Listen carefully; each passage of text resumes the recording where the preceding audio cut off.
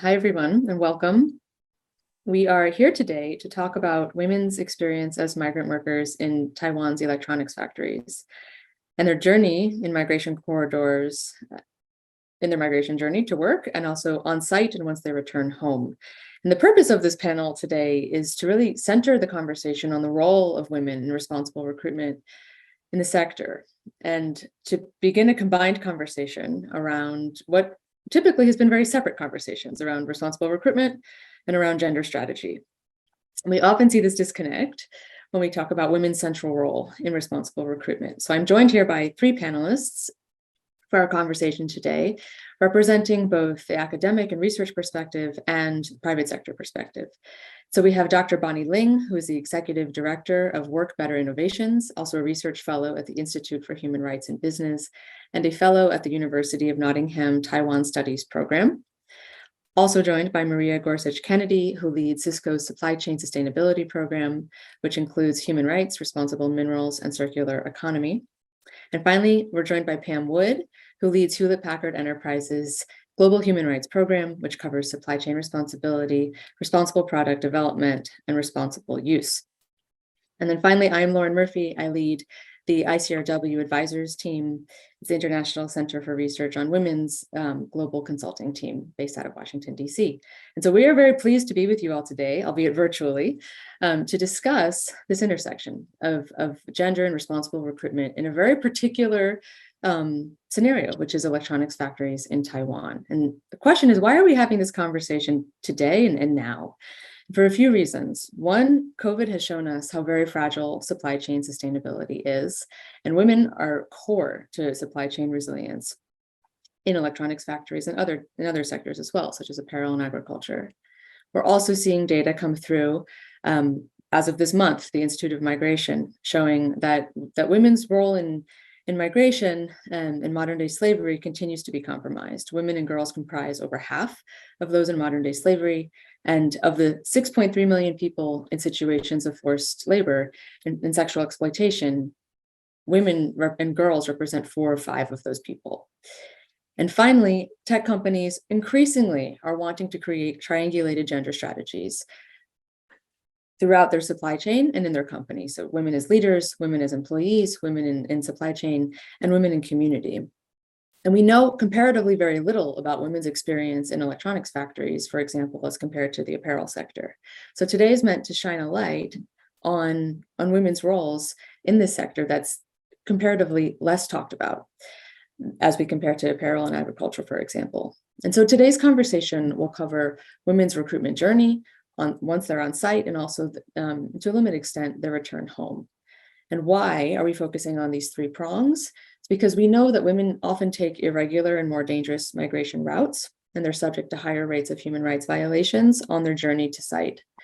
Once they're on site, we know they're disproportionately affected by sexual harassment, pregnancy discrimination, wage inequity, and lack of wage transparency. And on their return home, they can face stigma and rejection. And so wanted to, before jumping into our panel, paint an ideal scenario of what a woman's journey could look like as she goes to an electronics factory in Taiwan. And to keep that true north vision in mind as we have today's discussion. So this could look something like a woman working with a very highly trained recruitment agent in her local community.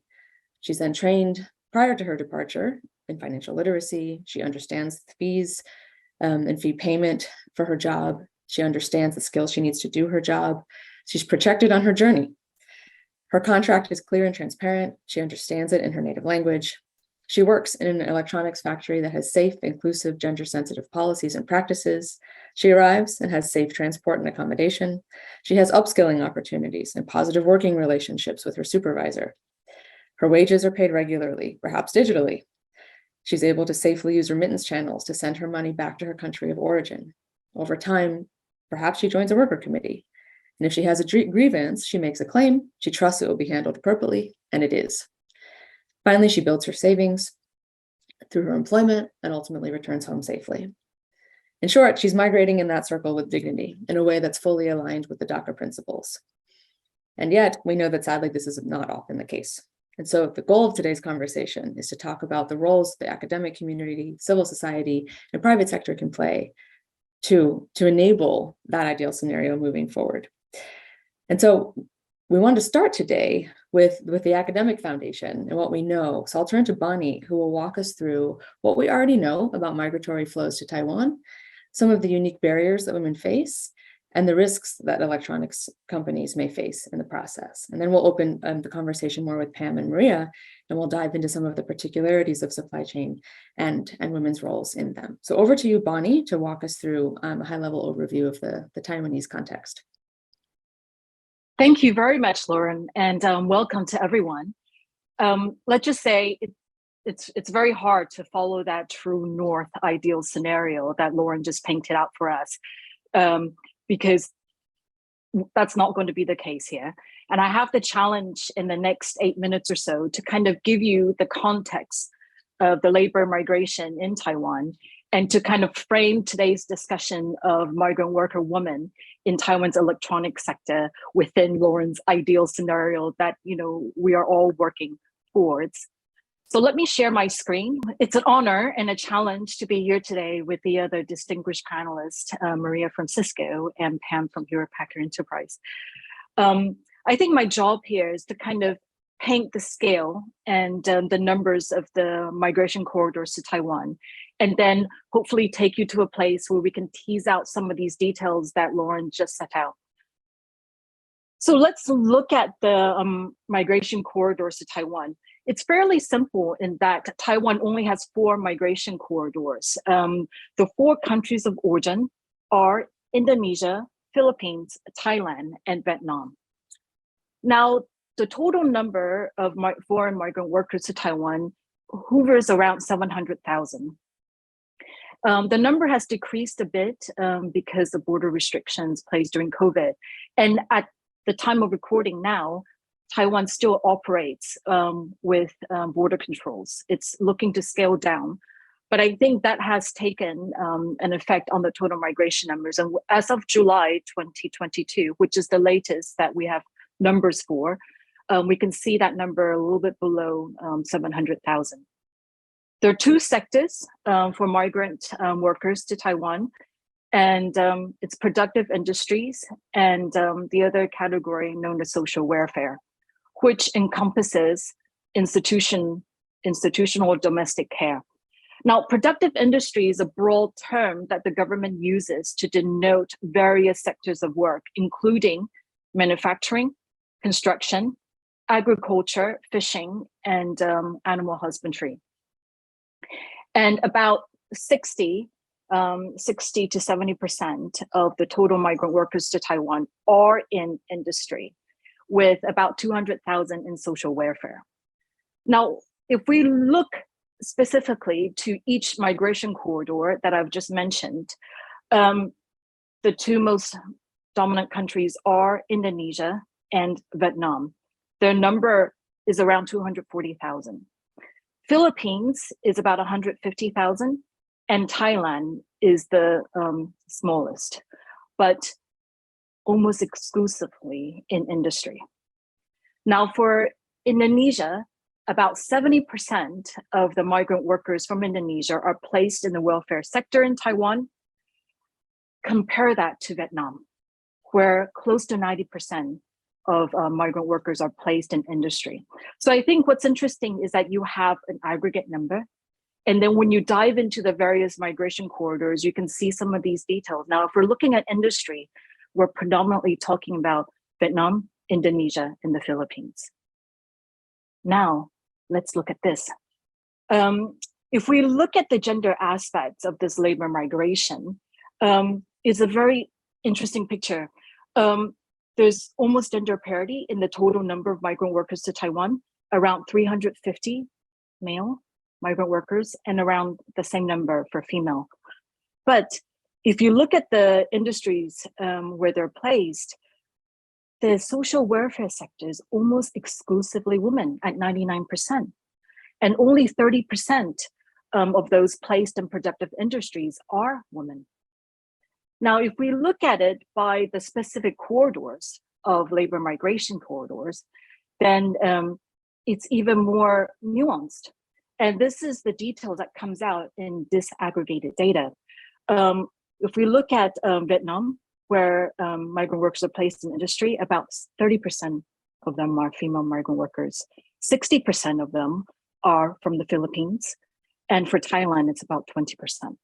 So what this means is that when female migrant workers issues come up, most the heavy focus is placed on domestic care. I have here some pictures of typical street scenes in Taiwan, and this is very common. You see a female migrant worker, usually from Indonesia, taking care of the elderly in Taiwan. They're in parks, they're in streets, they are gathering at the Taipei main station. So a lot of the attention on women's rights in the context of labor migration in Taiwan do focus on the domestic care sector.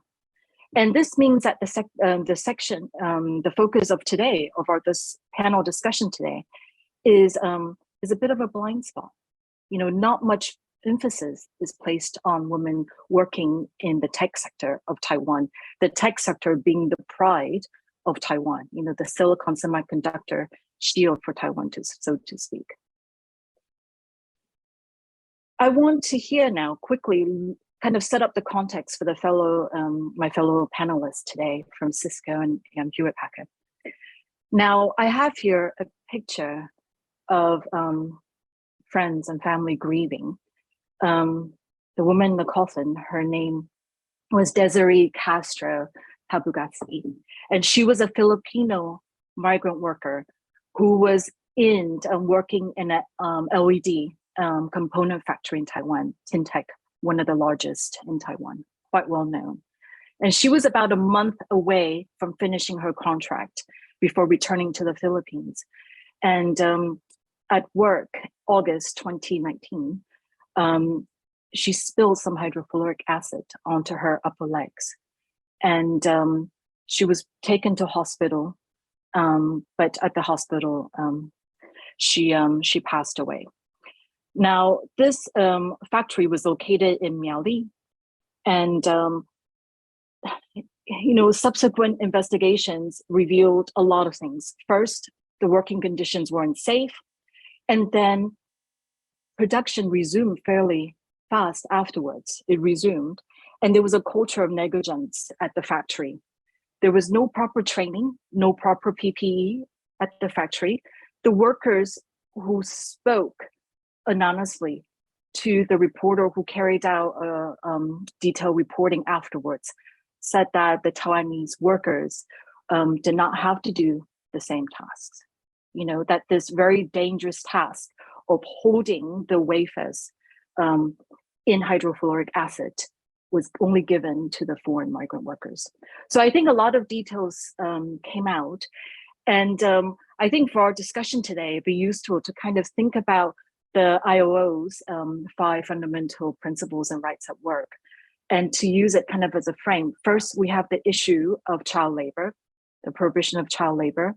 And then we have the topic of elimination of forced labor, and that's the theme of the Global Forum on changing the recruitment system, which now forces the migrant workers themselves to pay recruitment fees, recruitment-related costs, and also illegal and undisclosed costs. We need to also look at eliminations of discrimination, things like reproductive rights, right to a family life. And as the case of Desiree mentioned, we need to look at safe and healthy working environments and also freedom of association and collective bargaining. Now, what is really interesting is that I came across this recruitment ad. This was done by a Filipino labor agency. It's not the same that arranged the labor migration contract for Desiree. But when I first looked at it, I saw it with a different lens, which was the fact that this labor agency emphasized the things like no fees collected, at the bottom right.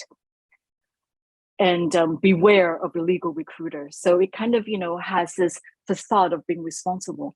But then if you look at some of the things that it wanted in its female migrant workers, it said things like an ideal build.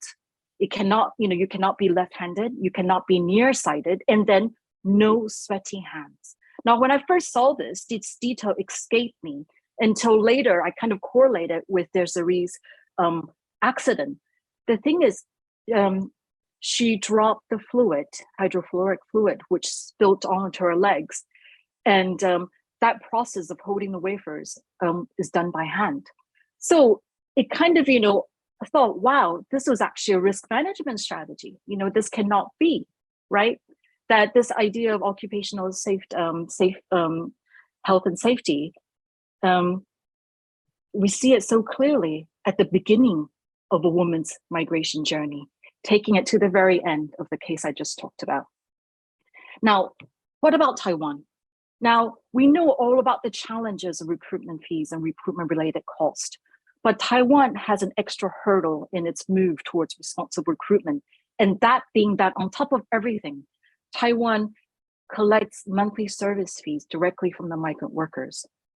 So I have here a picture of the monthly service fees. It's $1,500. It's about 50 to 60 US dollars. That's directly deducted from a worker's wage. And if you want to read about it, we actually at HRB did a submission to the US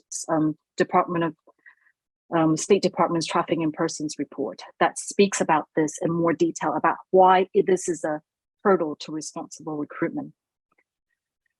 It's in the law, it's legal, so we also need to look at changing the law, changing the legislative framework that has normalized this way of recruitment in Taiwan.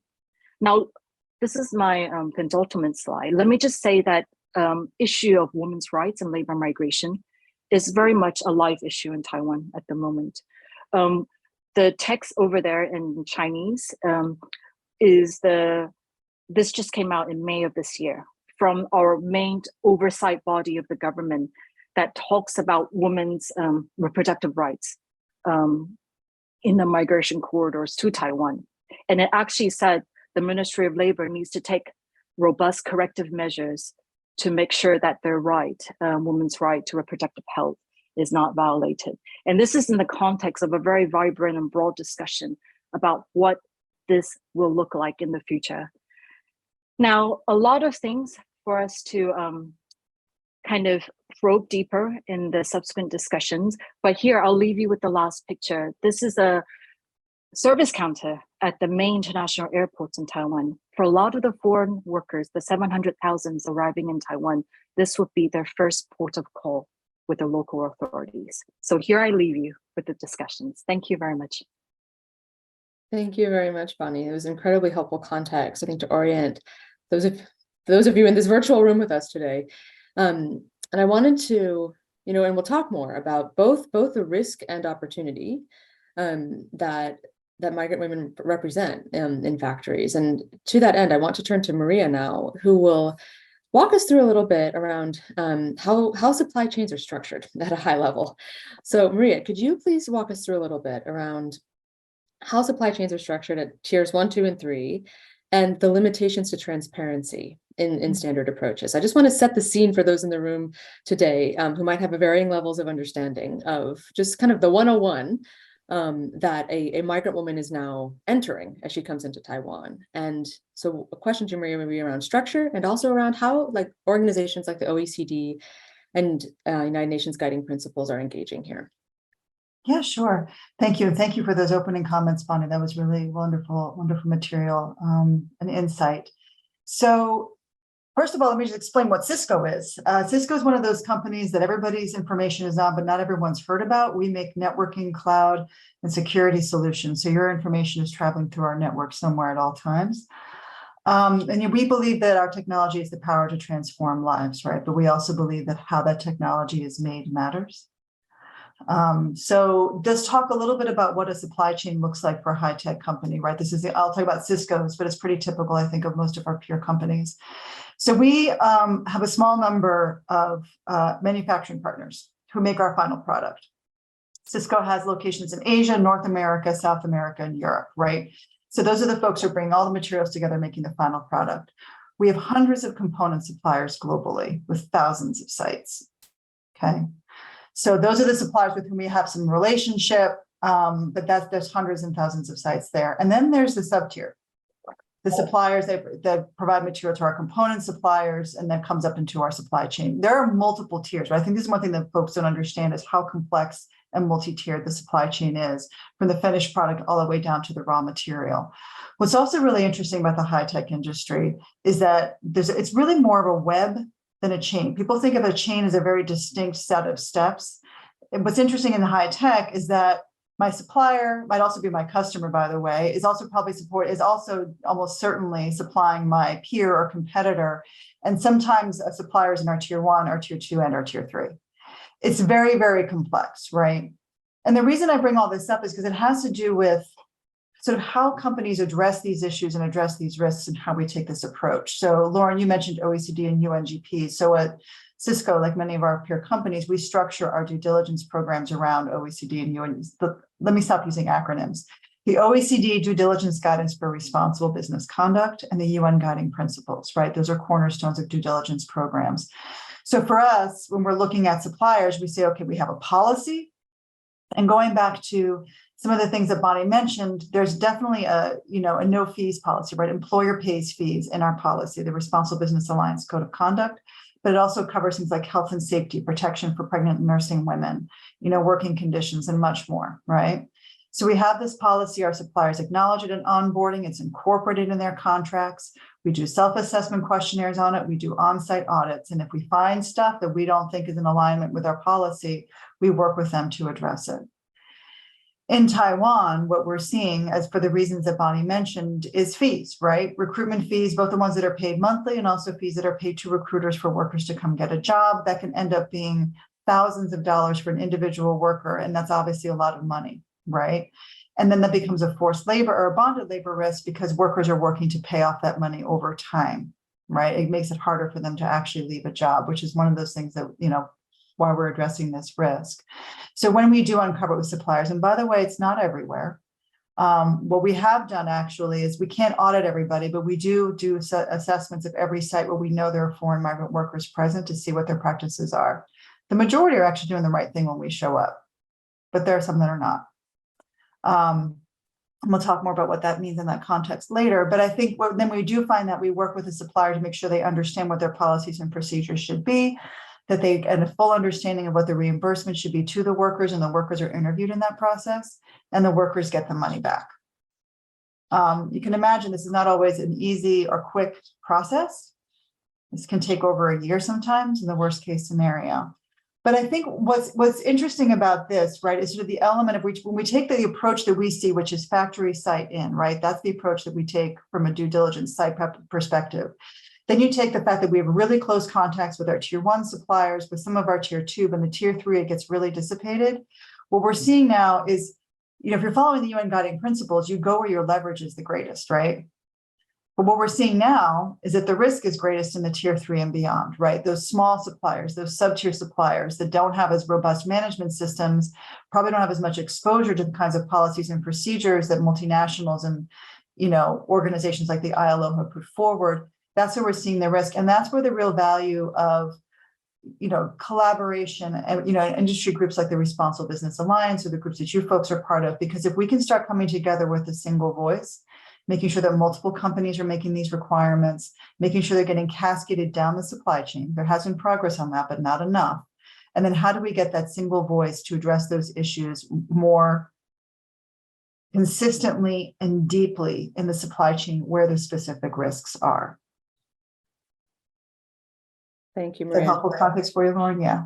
For all of us, I think that is the question. It's where is your, as like private sector, and all really is, where is your leverage the greatest, and how does that match the biggest risk, and where are we dovetailing risk and leverage to make change on this topic? And so to that end, Pam, I will pivot to you, and I would love if you could comment on your experience in HPE, and what, as we go a level deeper in gender, what does good look like?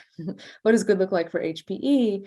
And also, how valuable do you think publicly facing statements are on this topic?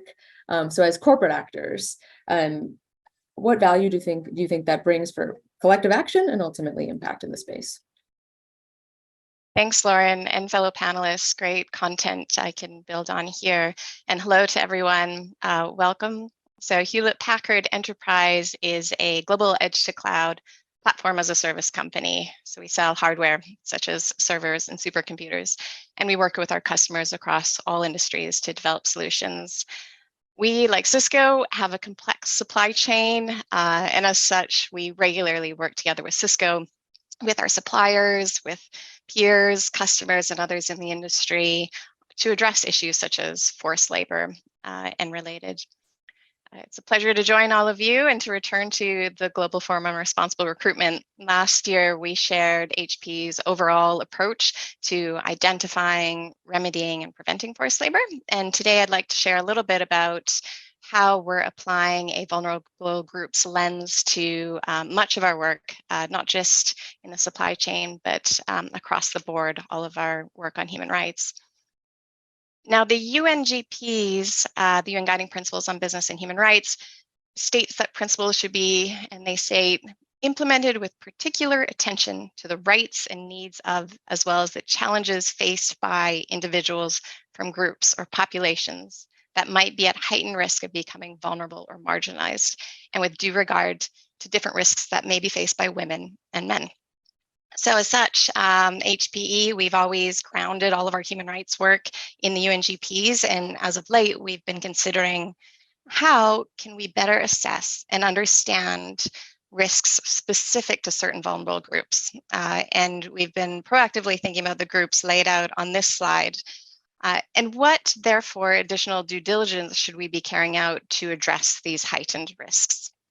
In doing so, we realize that we as an industry should really be looking not only at each vulnerable group, but rather overlapping vulnerabilities, which result in even more heightened risk and require extra attention. This was a clear message we received during our consultation with various human rights defenders, experts, and representatives in the drafting of our commitment to respect the rights of marginalized groups, which is available on our website. If we click through to the next slide, I'll share a bit more about that commitment. So this commitment, published earlier this year, states that we will prioritize risks that are widespread, severe, or irreversible by applying heightened due diligence. We acknowledge that certain populations may experience greater probability or more severe impact, and for example, especially in this discussion, migrant workers, female workers. We also, as shown on the previous slide, consider these impacts and crossover with other vulnerabilities. In our commitment, we describe the steps we have taken to protect and engage these groups and our plans to advance our work in how we think about these heightened vulnerabilities. So for example, we're advancing our approach, including an assessment of impacts on most vulnerable during our standard human rights impact assessments, reviewing and better communicating channels for raising concerns, and developing an internal method for when and how to identify civil society groups who can inform our human rights work, and specific activities, of course, related to each category of vulnerable group. If we click to the next slide, which is my penultimate, just want to share a little bit of some recent data that we have been collecting and have published earlier this year in our annual CSR report called the Living Progress Report. So this is in the interest of better understanding the nature and the scale of forced labor risk in a specific context, such as risk to women in our supply chain. So we began collecting and publishing additional data, and this is just some of it. I wanted to share these ones, especially those that are circled, which I think is relevant to this discussion. In addition to collecting data such as what's the size of workers that are touched by our programs, how many female workers exist there, how many female supervisors are in our supply chain, we're also trying to gather qualitative information about these risks, such as through engagement with workers and rights holder representatives, so we can really understand what appropriate prevention, not just remedy, might be there. As we have seen in the new ILO, IOM WalkFree Global Estimates of Modern Slavery report, what they have found and published is that women are more subjective to domestic forced labor situations, and the nature of their forced labor risk in production tends to be withheld wages, and abuse of their vulnerabilities. So this is versus physical threats and fines for men. So slightly different in some cases, not all cases, of course. And in addition, the report published that women are more likely than men to face physical and sexual violence and threats to family. So these are important considerations we're thinking about and how we can ensure supplier sites that produce goods for HPE are also working to address these issues. In our own supply chain data from 2021, you'll see women represent nearly half of workers in our supply chain. Foreign migrant workers only represent approximately 2%, but we have done a lot of work in this space, including publishing the industry's first migrant worker standard and doing specialized assessments to look specifically for these risks of forced labor. I think it's worth, even though it's a small subset, this is a group that we've identified as being vulnerable for some time. And some of our work in this marginalized group commitment is really to build off what we've done with migrant workers in the past. Very quickly, one final slide. Just want to think about, so what can companies do, Lauren? What should we be thinking about? What does good look like beyond? I think a commitment is a good first step, and certainly should not stop there. Most companies who would put out a commitment, I hope, and certainly is the case with us, have already done quite a bit of groundwork, have had formal commitments already in place, and are thinking about how to advance their work there. So we're now exploring how can we work with HPE suppliers and our peers to advance female vocational support. So how do we promote women and help create that culture of female leaders, not just here in our company, but in our supply chain and in the factory walls as well. And we're coupling that with working with suppliers to enforce zero tolerance of harassment and discrimination, rolling out worker rights training across our supply chain, which we're very excited about. And I think there's opportunity to have a component of a gender lens there. And promoting and building strong, effective channels for all workers, including for women, to raise concerns in a safe and trusted space. In addition, we're talking with peers and local training providers for understanding our options for pre-departure training and ways that we can foster that ideal scenario that Lauren very well articulated early on in this session. Thanks so much, Lauren. I'll stop there and pass back to you.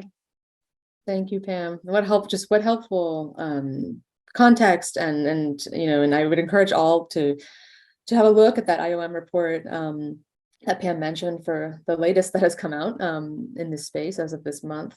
And thank you for sharing your data, Pam, on what HPE is collecting. And it leads to a question I have for both Maria and both you and Pam around what does the term gender lens mean for you both in your organizations as you are working more at the intersection of responsible recruitment and gender? So I'd love to talk a little bit about what concretely that's meaning for you broadly in your work. What does it mean for you in Taiwan?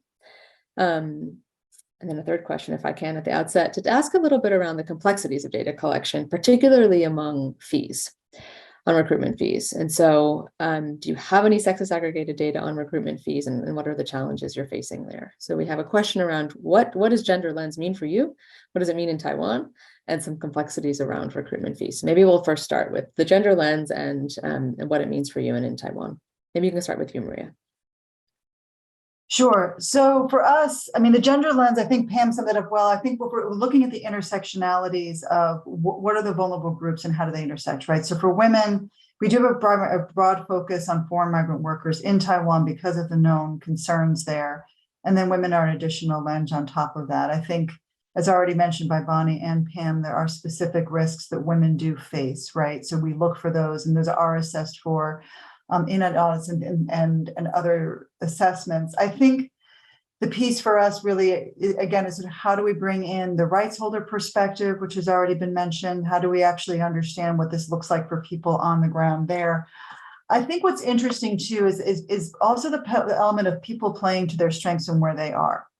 And by that, I mean corporations, NGOs, academia, rights holder groups, human rights defenders, et cetera. How do we put those pieces together? Because we're going to come in as a corporation with a certain amount of leverage because we spend money, right? We got to make sure we use that leverage to drive the right activity on all of these issues. At the same time, we also have limitations. Okay, we don't employ the workers directly. We don't have actual control over the facility. It's also easy for things to slip through the cracks. So that's where we need to be partnering with other organizations who do the rights holders, the credible proxies, the academia, et cetera, to put these different pieces of the puzzle. Because as mentioned, there's sort of these different rings, right? We have insight and access to the factory. We don't, in the course of our daily business, have access and insight to the migration corridors. How do we actually pull those pieces together and work with organizations to get their perspective and help in collaboration for going back to the sending country or at the end, the returning country, right? And I think another piece of this too is prevention, which I think one or both of the panelists have already mentioned. This is a big thing for me, right? Because the questions, we've got the corridors now, we've got a lot of good data on who's coming into Taiwan now, where are they coming from, what is the gender, what's happening with this recruitment. I think the things that we need to be thinking about are what are the migration corridors of the future, particularly at a time of huge turbulence in global supply chains, geopolitics, and economy. These migration corridors are not going to stay the same for very long, in my opinion. So how do we get ahead of the next one and understand the issues underlying gender, certainly, and other issues that might be, how do we get to and prevent those proactively, and how do we do that collectively, which is why I love these kinds of conversations. Thank you, Maria. Yeah, Pam, I'd love to hear your thoughts on what a gender lens means to you and in Taiwan, and potentially any challenges you faced with the data you presented, and also what it would take to collect more on recruitment fees by sex. Sure. Yeah, great question. And a +1 to everything Maria said. I think that's a shared view, actually, that we have. For us, we think a gender lens means being thoughtful and intentional. So thoughtful about how we identify vulnerabilities and are considering heightened impact on women, and intentional about how do we proactively build this into some of our regular tools and the way that we work, and proactively go out and listen to women and talk to women to understand context. I think in the case of modern slavery, and including in Taiwan, we need to do what was called out in this new ILO IOM lock-free report, which is understand better the context and how modern slavery manifests in different ways. So what are the specific risks to female migrants coming into Taiwan? And what's their experience as they settle in living locally and in working in these factories? I already shared a little bit on the data side of what we've started collecting, and I think that's just the start of what we're doing. And there's, of course, more data that we collect and use internally. We have roughly 46.5% women in our supply chain, in primarily tier 1 and 2. This figure is for, and so far it appears that our data on Taiwan is pretty reflective of these percentages as well.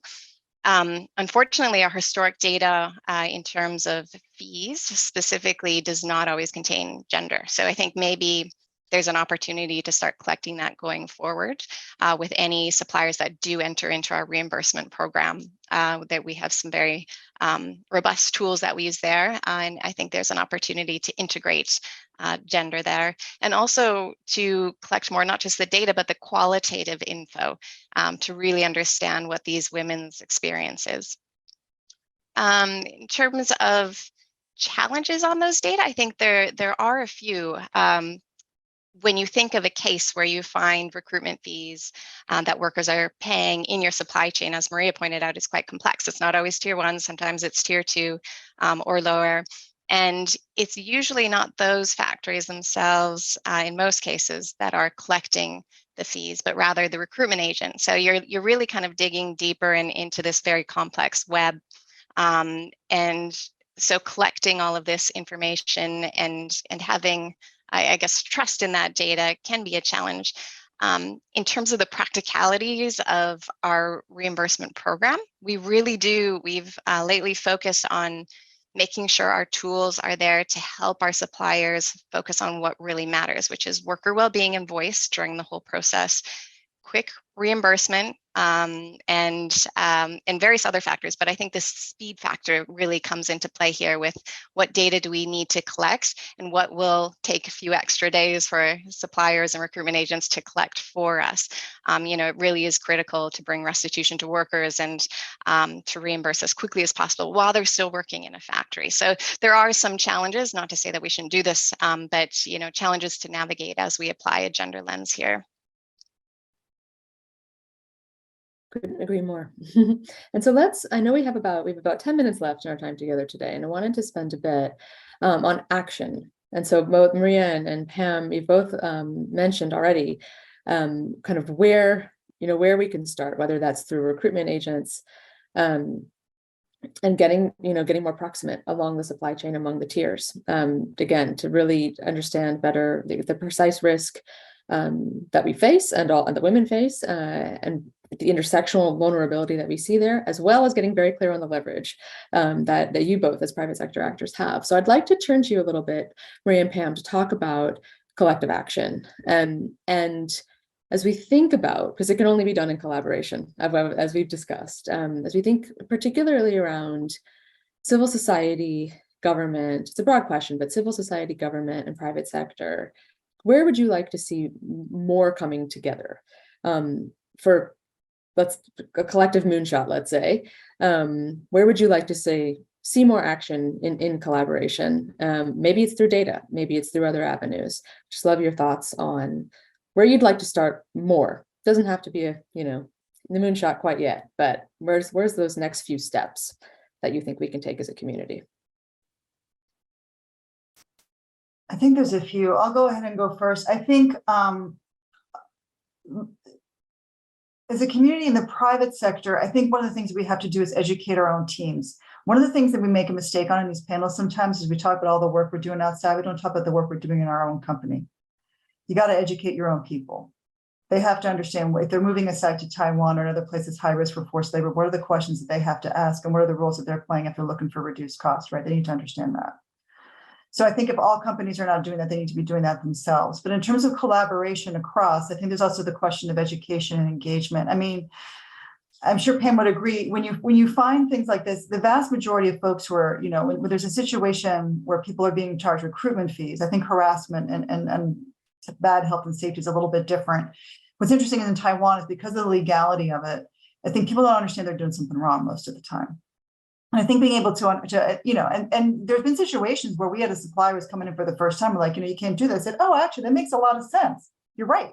We shouldn't be charging, we should be paying for these fees.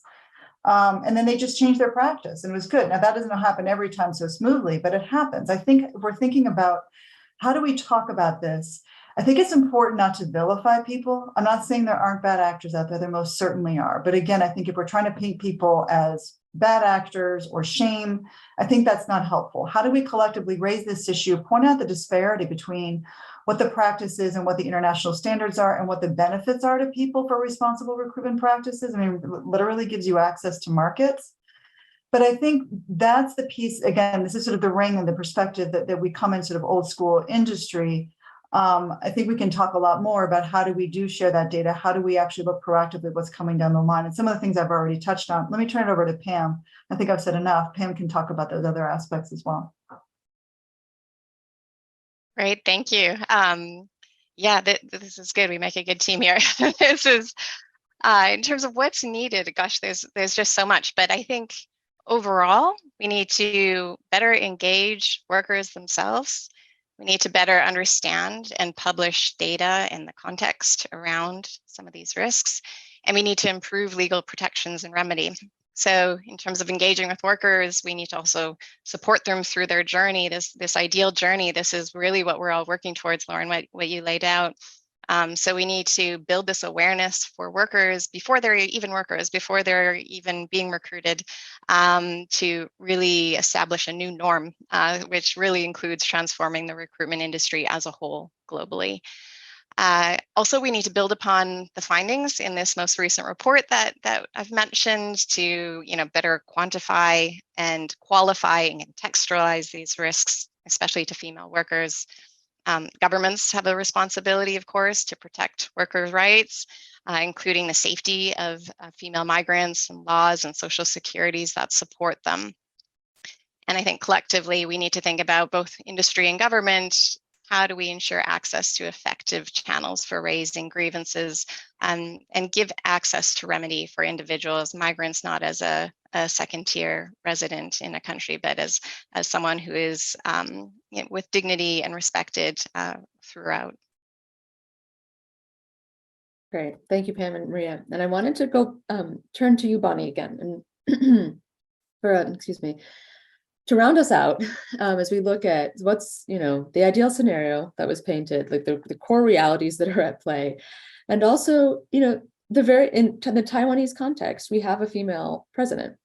And we see strong female leadership in the public sector that, and even Pam, as you presented your, female supervisors in factory data, I think is around 10% from the data you presented. So the question is, how do we get more female leadership in the private sector, and what's the disconnect there? This the story for a much longer panel together. But Bonnie, your thoughts on kind of the intersections and maybe the gaps between the public sector female leadership we're seeing, and how we can better translate that into the factory context in Taiwan. Okay, so basically, we go back to your ideal scenario and the moonshot that was given to Maria and Pam for me to sum up. Well, I think, let me go back to the idea of blind spots, and the benefits of such a discussion today. We have people from industry, NGO, and academia talking here today. And I think we need more of this. We need more honesty in this space where we kind of look at the data and kind of identify where the blind spots are so that we know where we can look. I talked earlier about how most of the attention in the, for the discussion on migrant working women focus on domestic care, right? Because there are 99% in Taiwan, almost exclusively are women. Well, we just identified in this panel today that we don't know enough, or we need to know more about what's happening in the tech industry for the women working there. I just want to say that, yes, Taiwan has a female president. Taiwan's legislature is, I think more than 40% female legislators. But this is not seen in the private sector. This is the opposite picture in the private sector, especially if we look at senior corporate leadership.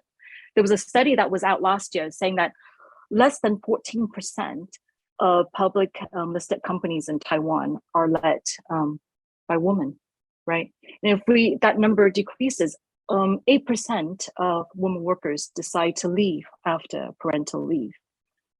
Some numbers here, based on surveys, 30% said that they have been, victims of verbal sexual harassment. Close to 20% have, victim of physical sexual harassment, and many of them said that they don't report. They feel like there's no meaningful way of self-protection, so why report?